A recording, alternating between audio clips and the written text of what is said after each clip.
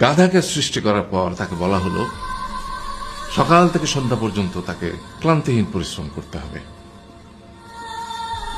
সারা জীবন তাকে পিঠে ভারী বোঝা বইতে হবে, খেতে পাবে শুধু ঘাস, আর তার মাথায় কোনো বুদ্ধি থাকবে না।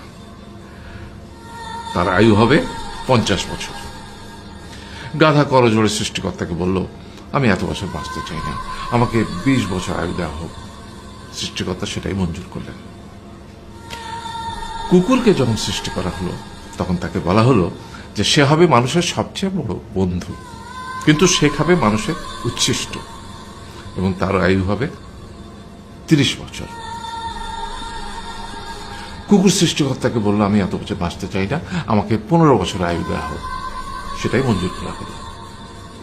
এরপর বানরকে বলা হলো, তুমি শুধু গাছের এ ডাল থেকে ও ডালে ঝুল খাবে এবং নানান রকম ফন্দি ফিকির করে মানুষকে আনন্দ দিবে, তোমার আয়ু হবে 20 বছর।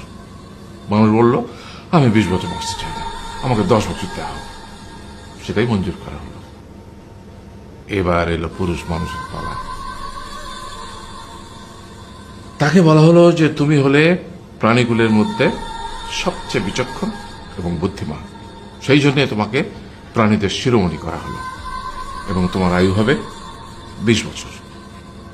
তখন পুরুষ মানুষ বলল, করজোড়ে বলল সৃষ্টিকর্তাকে যে 20 বছর আয়ু অত্যন্ত কম, হে প্রভু, আমাকে ওই গাধার সে যে 30 বছর আয়ু চায়নি সেটা আমাকে দেয়া হোক, ওই যে কুকুর 15 বছর ফিরিয়ে দিয়েছিল সেটাও আমাকে দেয়া হোক, আর যে বানর 10 বছর নেয়নি সেটাও আমাকে দেয়া হোক। 20 বছর অত্যন্ত কম, আমি দীর্ঘদিন বাঁচতে চাই।